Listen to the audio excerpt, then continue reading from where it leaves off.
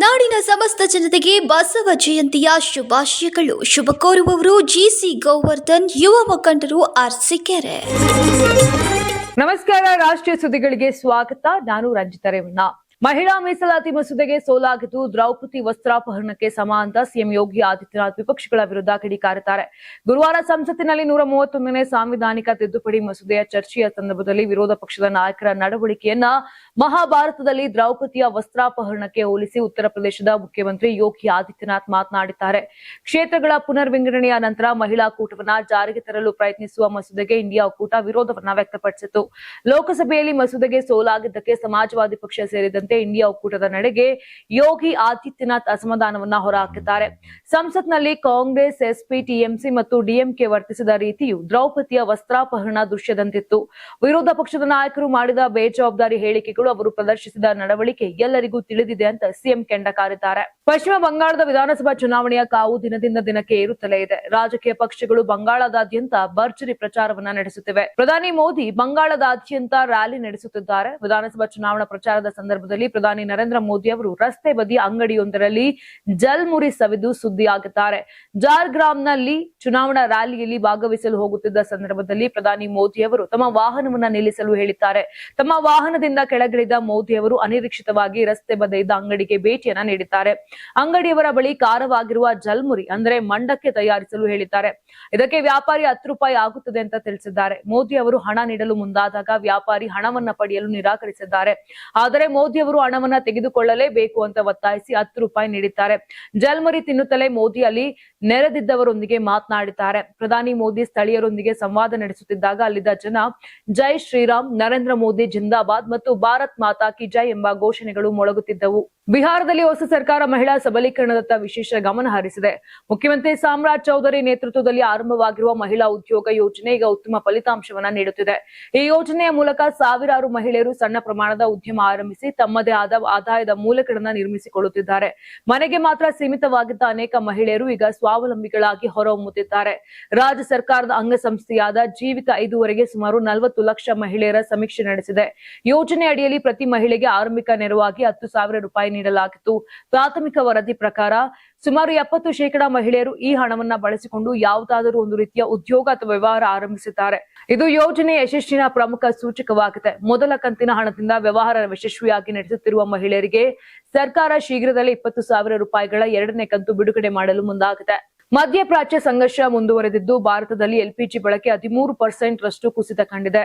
ಯುದ್ಧದಿಂದಾಗಿ ಪೂರೈಕೆಯಲ್ಲಿ ಅಡಚಣೆ ಉಂಟಾಗಿರುವುದು ಎಲ್ಪಿಜಿ ಬಳಕೆ ತೀವ್ರ ಕುಸಿತಕ್ಕೆ ಕಾರಣವಾಗಿದೆ. ಭಾರತದಲ್ಲಿ ಮಾರ್ಚ್ನಲ್ಲಿ ಎಲ್ಪಿಜಿ ಬಳಕೆ 13% ಕುಸಿತವಾಗಿತ್ತು. ಕಳೆದ ವರ್ಷ ಇದೇ ಅವಧಿಯಲ್ಲಿ ಎಲ್ಪಿಜಿ 2.729 ದಶಲಕ್ಷ ಟನ್ ಬಳಕೆಯಾಗಿತ್ತು. ಆದರೆ ಈ ವರ್ಷದ ಮಾರ್ಚ್ನಲ್ಲಿ 2.379 ದಶಲಕ್ಷ ಟನ್ ಬಳಕೆಯಾಗಿದೆ. Petroleum planning and analysis cell ಅಂದ್ರೆ ಪಿಪಿಎಸಿ ದತ್ತಾಂಶಗಳಿಂದ ಮಾಹಿತಿ ಹೊರಬಿದ್ದಿದೆ. ಭಾರತ ತನ್ನ ಒಟ್ಟು ಬೇಡಿಕೆಯ ಎಲ್ಪಿಜಿಯಲ್ಲಿ 60% ಆಮದು ಮಾಡಿಕೊಳ್ಳುತ್ತದೆ. ಆರ್ಮುಜ್ ಜಲಸಂಧಿ ಮೂಲಕವೇ ಬರಬೇಕಿದ್ದ ಎಲ್ಪಿಜಿ ಪಶ್ಚಿಮ ಏಷ್ಯಾ ಸಂಘರ್ಷದಿಂದಾಗಿ ಜಲಸಂಧಿಯಲ್ಲಿ ಹಡಗುಗಳ ಸಂಚಾರಕ್ಕೆ ಅಡ್ಡಿಯಾಗಿದೆ. ಈ ಹಿನ್ನೆಲೆ ಎಲ್ಪಿಜಿ ಪೂರೈಕೆಯಲ್ಲಿ ನಿರಂತರ ವ್ಯತ್ಯಯವಾಗುತ್ತಿದೆ. ಎಲ್ಪಿಜಿ ಅಭಾವ ಪರಿಣಾಮವು ಗೃಹೇತರ ವಿಭಾಗಗಳ ಮೇಲೆ ಹೆಚ್ಚು ತೀವ್ರವಾಗಿದೆ. ವಾಣಿಜ್ಯ ಬಳಕೆದಾರರಿಗೆ ಎಲ್ಪಿಜಿ ಮಾರಾಟವು ಸುಮಾರು 48% ಕುಸಿದಿದ್ದರೆ ಬೃಹತ್ ಎಲ್ಪಿಜಿ ಬಳಕೆ 75.5% ಕುಸಿದಿದೆ. ಆರ್ಮುಜ್ ಜಲಸಂಧಿಯಲ್ಲಿ ಆತಂಕಕಾರಿ ಘಟನೆ ನಡೆದಿದೆ. ಇರಾನ್ನ ಇಸ್ಲಾಮಿಕ್ ರೆವಲ್ಯೂಷನರಿ ಗಾರ್ಡ್ ಕಾರ್ಪ್ಸ್ ಅಂದರೆ ಐಆರ್ಜಿಸಿ ಭಾರತದ 2 ವಾಣಿಜ್ಯ ಹಡಗುಗಳ ಮೇಲೆ ಏಕಾಏಕಿ ಗುಂಡಿನ ದಾಳಿ ನಡೆಸಿದ ಆರೋಪ ಕೇಳಿಬಂದಿದೆ. ಈ ದಾಳಿಯಲ್ಲಿ 4 ಭಾರತೀಯ ನಾವಿಕರು ಮೃತಪಟ್ಟಿದ್ದು ಇನ್ನೊಬ್ಬ ನಾವಿಕ ನಾಪತ್ತೆಯಾಗಿರುವುದಾಗಿ ಭಾರತದ ವಿದೇಶಾಂಗ ಇಲಾಖೆ ಅಧಿಕೃತವಾಗಿ ತಿಳಿಸಿದೆ. ಈ ಬೆಳವಣಿಗೆಗೆ ವಿದೇಶಾಂಗ ಕಾರ್ಯದರ್ಶಿ ವಿಕ್ರಮ್ ಮಿಸ್ತ್ರಿ ತೀವ್ರ ಕಳವಳವನ್ನ ವ್ಯಕ್ತಪಡಿಸಿದ್ದಾರೆ. ದಾಳಿಗೆ ಗುರಿಯಾದ ಹಡಗುಗಳ ಜಾಗರ್ನವ್ ಮತ್ತು ಸನ್ಮಾರ್ ಎರಾಲ್ಡ್ ಆಗಿವೆ. ಅಮೆರಿಕ ಮತ್ತು ಇರಾನ್ ನಡುವೆ ಕದನ ವಿರಾಮ ಘೋಷಣೆಯಾಗಿ ಆರ್ಮುಜ್ ಜಲಸಂಧಿಯನ್ನ ವಾಣಿಜ್ಯ ಹಡಗುಗಳಿಗೆ ತೆರೆಯಲಾಗುವುದು ಅಂತ ಇರಾನ್ ಪ್ರಕಟಿಸಿದ ಕೆಲವೇ ಗಂಟೆಗಳಲ್ಲಿ ಈ ದಾಳಿ ನಡೆದಿರುವುದು ಗಮನಾರ್ಹವಾಗಿದೆ. ಇರಾನ್ ವಿದೇಶಾಂಗ ಸಚಿವಾಲಯದ ಘೋಷಣೆಯ ಹೊರತಾಗಿಯೂ ಭಾರತೀಯ ಧ್ವಜವಿದ್ದ ಹಡಗುಗಳ ಮೇಲೆ ದಾಳಿ ನಡೆದಿರುವುದು ಹಲವು ಗಂಭೀರ ಪ್ರಶ್ನೆಗಳನ್ನ ಎಬ್ಬಿಸಿದೆ. ಈ ಹಿನ್ನೆಲೆಯಲ್ಲಿ ಭಾರತ ಸರ್ಕಾರ ತಕ್ಷಣ ಕ್ರಮ ಕೈಗೊಂಡಿದ್ದು ಇರಾನ್ ರಾಯಭಾರಿಯನ್ನ ಕರೆಸಿ ತೀವ್ರ ಪ್ರತಿಭಟನೆ ದಾಖಲಿಸಿದೆ. ಹಿಮಾಚಲ ಪ್ರದೇಶದಲ್ಲಿ ಆರ್ಥಿಕ ಬಿಕ್ಕಟ್ಟು ಎದುರಾಗಿದ್ದು ಇದನ್ನು ಸರಿದೂಗಿಸಲು ಸರ್ಕಾರದ ಹಿರಿಯ ಅಧಿಕಾರಿಗಳ ಸಂಬಳದ 30% 30ರಷ್ಟನ್ನ ಕಡಿತ ಮಾಡಲು ಸುಖ್ವಿಂದರ್ ಸಿಂಗ್ ಸುಖು ನೇತೃತ್ವದ ಹಿಮಾಚಲ ಪ್ರದೇಶ ಸರ್ಕಾರ ನಿರ್ಧರಿಸಿದೆ. ಇನ್ನು ಏಪ್ರಿಲ್ ತಿಂಗಳಿನಿಂದ 6 ತಿಂಗಳವರೆಗೆ ಕೇವಲ 70% ಸಂಬಳವನ್ನ ಮಾತ್ರ ಹಿರಿಯ ಅಧಿಕಾರಿಗಳಿಗೆ ನೀಡಲಾಗುತ್ತದೆ.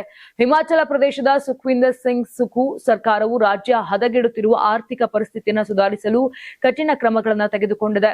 ರಾಜ್ಯದ ಆರ್ಥಿಕ ಪರಿಸ್ಥಿತಿ ಸುಧಾರಿಸಿದ ನಂತರ ತಡೆಹಿಡಿಯಲಾದ ಸಂಬಳವನ್ನು ಹಿಂತಿರುಗಿಸಲಾಗುತ್ತದೆ. ಆರ್ಥಿಕ ಒತ್ತಡದ ಮಧ್ಯೆ ರಾಜ್ಯ ಸರ್ಕಾರ ಈ ನಿರ್ಧಾರವನ್ನು ತೆಗೆದುಕೊಂಡಿದೆ.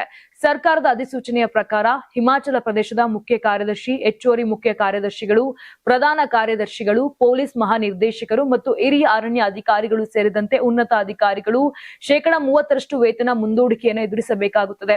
ಕಾರ್ಯದರ್ಶಿಗಳು, ಇಲಾಖೆಗಳ ಮುಖ್ಯಸ್ಥರು, ಪೊಲೀಸ್ ಮಹಾನಿರ್ದೇಶಕರು ಮತ್ತು ವಿಭಾಗೀಯ ಅರಣ್ಯ ಅಧಿಕಾರಿ ಶ್ರೇಣಿಯವರೆಗಿನ ಅರಣ್ಯ ಅಧಿಕಾರಿಗಳ ಮಟ್ಟದ ಅಧಿಕಾರಿಗಳು 20% ಸಂಬಳ ಕಡಿತವನ್ನ ಹೊಂದಲಿದ್ದಾರೆ. ನೇಪಾಳದ ಗಡಿ ಪಟ್ಟಣವಾದ ಬಿರ್ಗುಂಜ್ನಲ್ಲಿ ಹೊಸ ನಿಯಮದ ವಿರುದ್ಧ ದೊಡ್ಡ ಪ್ರಮಾಣದ ಪ್ರತಿಭಟನೆಗಳು ಭುಗಿಲೆದ್ದಿವೆ. ಬಾಲೆನ್ ಶಾ ಸರ್ಕಾರವು ಭಾರತದಿಂದ 100 ನೇಪಾಳ ರೂಪಾಯಿಗಳಿಗಿಂತ ಹೆಚ್ಚಿನ ಮೌಲ್ಯದ ಆಮದು ಮಾಡಿಕೊಳ್ಳುವ ಸರಕುಗಳ ಮೇಲೆ ಕಸ್ಟಮ್ಸ್ ಸುಂಕವನ್ನ ಕಟ್ಟುನಿಟ್ಟಾಗಿ ಜಾರಿಗೊಳಿಸಲು ಪ್ರಾರಂಭಿಸಿದೆ. ಇದು ದೈನಂದಿನ ಶಾಪಿಂಗ್ಗೆ ಅಡ್ಡಿಯಾಗಿದೆ. ಬಾಲೆನ್ ಶಾ ಅವರ ಆದೇಶಗಳನ್ನು ಅನುಸರಿಸಿ ನೇಪಾಳವು ತನ್ನ ಕಸ್ಟಮ್ಸ್ ಸುಂಕ ನೀತಿಯನ್ನ ಕಟ್ಟುನಿಟ್ಟಾಗಿ ಜಾರಿಗೊಳಿಸಿದೆ. ಭಾರತದಿಂದ ಆಮದು ಮಾಡಿಕೊಳ್ಳುವ ಸರಕುಗಳ ಮೇಲಿನ ತೆರಿಗೆಯನ್ನ ಕೇಳಿದ ನಂತರ ಜನರು ಕೋಪಗೊಂಡು ಪ್ರತಿಭಟನೆ ನಡೆಸಲು ಪ್ರಾರಂಭಿಸಿದರು. ವಾಸ್ತವವಾಗಿ ಭದ್ರತಾ ಸಂಸ್ಥೆಗಳು ಆದಾಯ ನಷ್ಟವನ್ನ ತಡೆಗಟ್ಟಲು ದಕ್ಷಿಣ ಗಡಿಯಲ್ಲಿ ತಪಾಸಣೆಗಳನ್ನ ತೀವ್ರಗೊಳಿಸಿವೆ. ಜನರು, ವಿಶೇಷವಾಗಿ ಮಾದೇಶಿ ಪ್ರದೇಶದ ಜನರು ಭಾರತದಿಂದ ಆಹಾರ, ಬಟ್ಟೆ ಮತ್ತು ಅಗತ್ಯ ವಸ್ತುಗಳನ್ನ ಬಹಳ ಹಿಂದಿನಿಂದಲೂ ಆಮದು ಮಾಡಿಕೊಳ್ಳುತ್ತಿದ್ದಾರೆ. ಆದರೆ ಹೆಚ್ಚಿನ ನಿರ್ಬಂಧಗಳು ಅವರ ದೈನಂದಿನ ದಿನಚರಿಯನ್ನು ಅಡ್ಡಿಪಡಿಸಿವೆ. ನಿಯಂತ್ರಣ ತಪ್ಪಿ ಬಸ್ ಕಂದಕಕ್ಕೆ ಉರುಳಿ ಬಿದ್ದ ಪರಿಣಾಮ ಬಸ್ನಲ್ಲಿದ್ದ 15 ಮಂದಿ ಸಾವನ್ನಪ್ಪಿದ್ದು ಹಲವರು ಗಾಯಗೊಂಡಿರುವ ಘಟನೆ ಜಮ್ಮು ಮತ್ತು ಕಾಶ್ಮೀರದ ಉಧಂಪುರ ಜಿಲ್ಲೆಯಲ್ಲಿ ನಡೆದಿದೆ. ಸೋಮವಾರ ಬೆಳಗ್ಗೆ 10 ಗಂಟೆಯ ಸುಮಾರಿಗೆ ಘಟನೆ ಸಂಭವಿಸಿದೆ. ರಾಮನಗರದಿಂದ ಉಧಂಪುರಕ್ಕೆ ಹೋಗುತ್ತಿದ್ದ ಬಸ್ ತಿರುವಿನಲ್ಲಿ ನಿಯಂತ್ರಣ ಕಳೆದುಕೊಂಡು ದುರಂತ ಸಂಭವಿಸಿದೆ.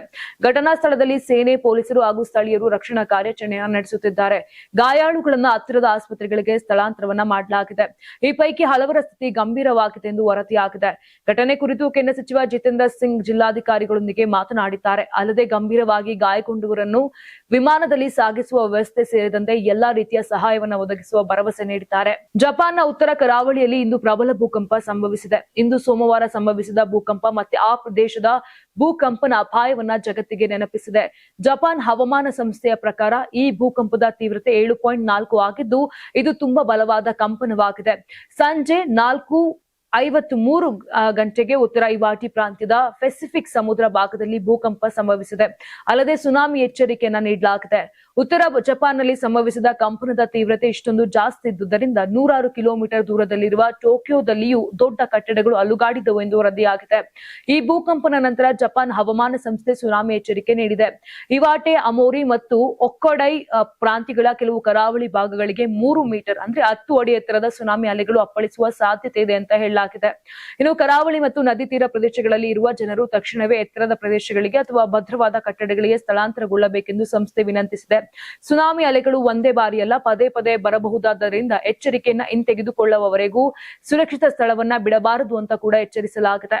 6 ತಿಂಗಳ ಚಳಿಗಾಲದ ವಿರಾಮದ ನಂತರ ಅಕ್ಷಯ ತೃತೀಯ ಸಂದರ್ಭದಲ್ಲಿ ಉತ್ತರಾಖಂಡದ ಗಂಗೋತ್ರಿ ಮತ್ತು ಯಮುನೋತ್ರಿ ದೇವಾಲಯಗಳ ದ್ವಾರಗಳು ತೆರೆದಿದ್ದು ಚಾರ್ಧಾಮ್ ಯಾತ್ರೆ ಪ್ರಾರಂಭವಾಗಿದೆ. ಗಂಗೋತ್ರಿ ದೇವಾಲಯದ ದ್ವಾರಗಳು ಮಧ್ಯಾಹ್ನ 12:15ಕ್ಕೆ ಮತ್ತು ಯಮುನೋತ್ರಿ ದೇವಾಲಯದ ದ್ವಾರಗಳು ಮಧ್ಯಾಹ್ನ 12:35ಕ್ಕೆ ವೇದ ಮಂತ್ರಗಳ ಪಠಣದೊಂದಿಗೆ ತೆರೆದವು.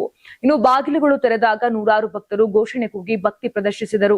ಉತ್ತರ ಕಾಶಿ ಜಿಲ್ಲೆಯ 2 ದೇವಾಲಯಗಳಲ್ಲಿ ಮೊದಲ ಪ್ರಾರ್ಥನೆಯನ್ನ ಪ್ರಧಾನಿ ಮೋದಿ ಅವರ ಹೆಸರಿನಲ್ಲಿ ಸಲ್ಲಿಸಲಾಯಿತು.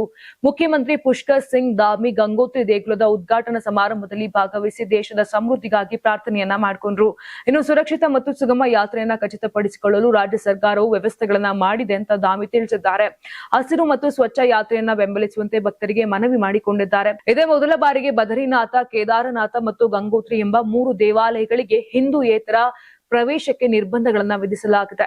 ನೋಡಿದ್ರಲ್ಲ, ಇದಿಷ್ಟು ಆಗಿತ್ತು ನಿನ್ನ ದೇಶದ ಪ್ರಮುಖ ಸುದ್ದಿಗಳು. ನಾಳೆ ಮತ್ತೆ ಇದೇ ರೀತಿಯಾಗಿ ರಾಷ್ಟ್ರೀಯ ಸುದ್ದಿಗಳಲ್ಲಿ ಭೇಟಿಯಾಗೋಣ. ಅಲ್ಲಿವರೆಗೂ ನೋಡ್ತಾ ಇರಿ ಕರ್ನಾಟಕ ಟಿವಿ, ಇದು ಕನ್ನಡಿಗರ ಧ್ವನಿ.